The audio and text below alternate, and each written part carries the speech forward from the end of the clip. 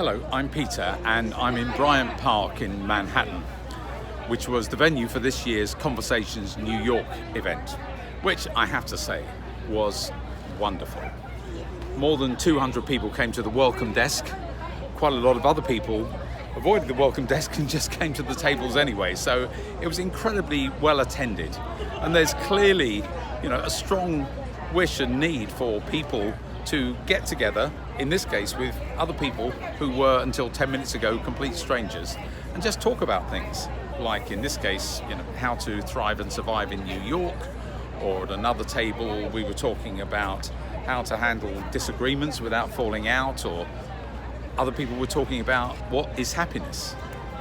So a huge range of people, huge range of subjects, but mostly there to engage with other people and enjoy the benefits of just talking and listening to other people and hear what they have to say.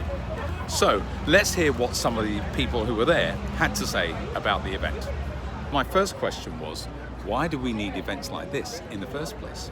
I feel like we need this as a country. We need to start coming together and actually talking about our views. With technology and social media and everything, people talk less and less. We really talk at each other. We avoid controversial topics. We don't really want to hear the other person's perspective, experiences, and so we don't really know each other.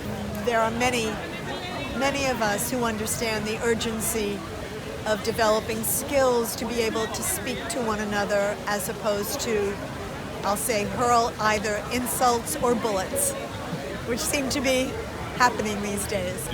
I think it's crucially important that people talk to each other, especially if they're people that disagree or fancy themselves as being on the opposite side of a political divide or a difficult issue. I think it's so important that people learn that it's possible to talk to other people and that it can be fun and productive, even if it's with the person you least thought you would come to common ground with. I also asked everyone about their experience of the conversations they'd had during the afternoon. Well, we spoke about fear, which is like a topic that everybody deals with, right? Yeah. So it's pretty good. You got it from different aspects. People were very analytical, some were more holistic in their thoughts. It was just very, very philosophical, and I really enjoy that, because dialogue always makes you learn more and make you a better person. Yeah, so it was awesome. Like normally, it always turns into like a political discussion, but today we managed to almost avoid politics altogether. Oh, really? That's a victory. That's a victory, yes. Okay. It is something you may at first wonder, well, what am I supposed to do? And you very quickly move from that to, you're just talking about, what's important to you, what you care about. And other people pick up on that you care about, and that makes them feel, well, I can talk about what I care about too. And then you're dealing with reality, and you get curious about each other, and you get to feel at home with each other. That can happen in 10 minutes. People put a lot of their real beliefs on the table, but there was no rancor or division. It was a meeting of minds. I think they really enjoyed that we were strangers and that we actually were having a variety of conversations with each other and that we all listened respectfully. I learned a lot.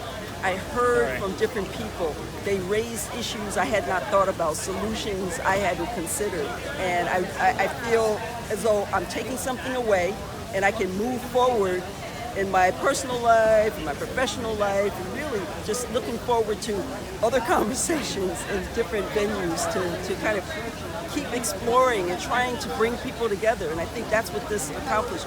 Brought different people together to have nice conversation and not really focus on conflict and where we're different, but kind of finding that common ground.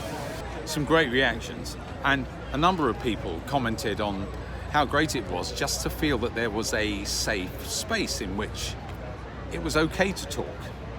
And one of the reasons why that exists here in this beautiful setting in Bryant Park is because Ron Gross and many other volunteers worked tirelessly to get this venue together and invite everybody and make this whole event happen. And of course, that's inspired other events. There were smaller embryonic events in London, in Lagos, in Trinidad, in Vancouver, and in many other places too. So our hope is that next year there will be many more conversation days blossoming around the world. You yourself could hold one. It doesn't have to be very big. It just needs to invite people to talk to each other. And of course, that's something that we don't have to wait for Conversation Day for. We can all have a great conversation every day. So I hope you do. Thanks for watching.